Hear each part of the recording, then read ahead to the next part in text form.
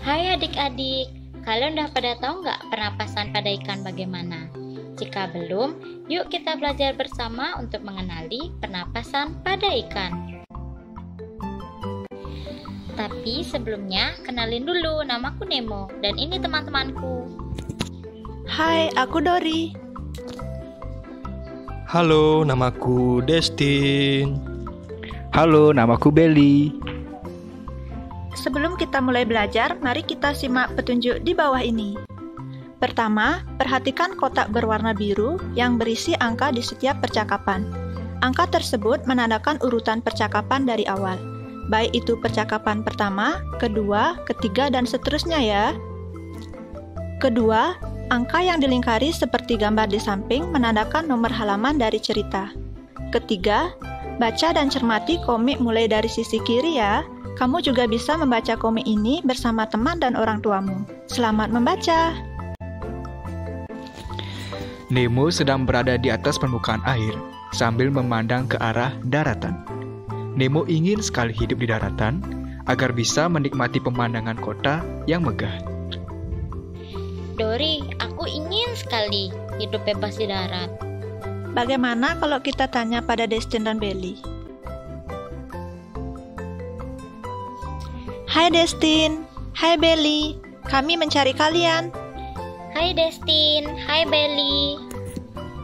Hai Dori, hai Nemo. Hai Dori, hai Nemo, ada apa? Bolehkah aku dan Nemo pergi ke daratan? Tidak bisa Dori, kalian akan mati jika di daratan. Mengapa bisa mati? Aku tidak paham.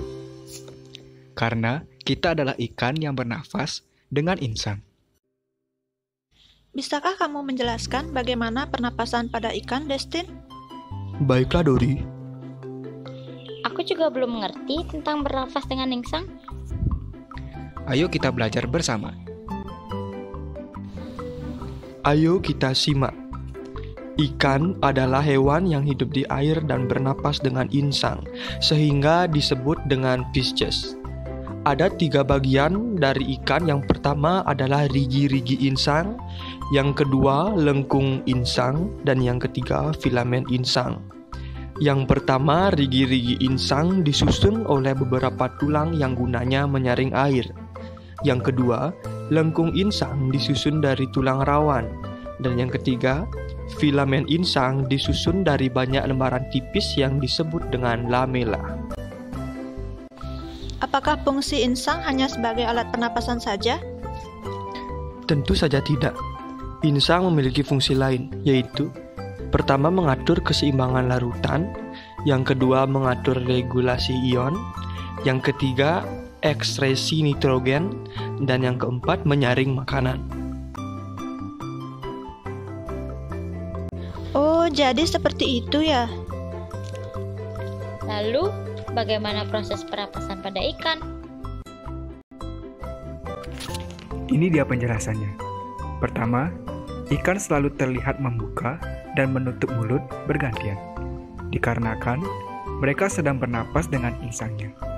Kedua, proses pernapasan ikan terdiri dari 2 tahap, yaitu inspirasi dan ekspirasi.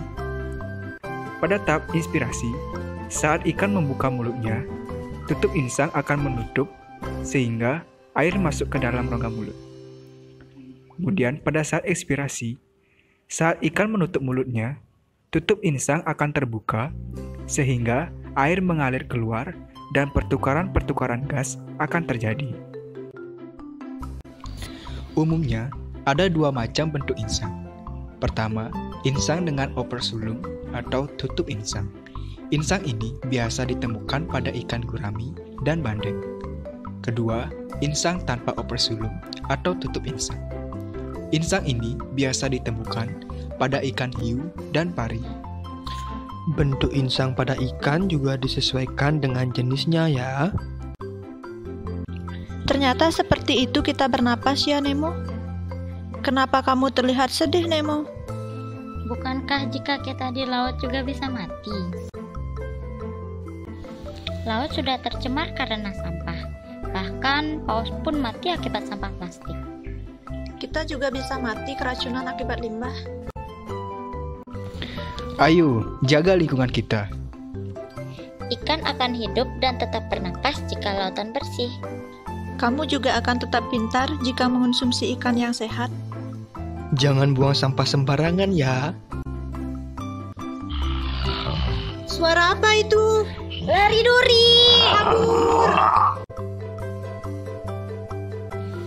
Nah, sekarang pasti kalian sudah mengetahui sistem pernapasan ikan. Ayo latih pemahaman kalian dengan menjawab pertanyaan berikut. Nemo dan Dory ingin pergi ke daratan, namun Destin dan Belly tidak mengizinkan.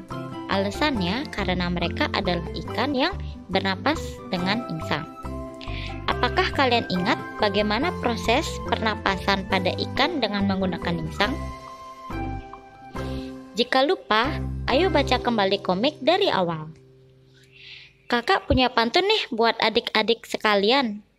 Ke Kintamani beli semangka, belinya di warung Parama. Jika kalian rajin membaca, kalian mendapatkan ilmu yang berguna. Baik adik-adik, jika kalian belum memahami pernapasan pada ikan, kakak akan menjelaskan secara sederhana mengenai materi pernapasan pada ikan, agar adik-adik bisa lebih mudah untuk memahaminya.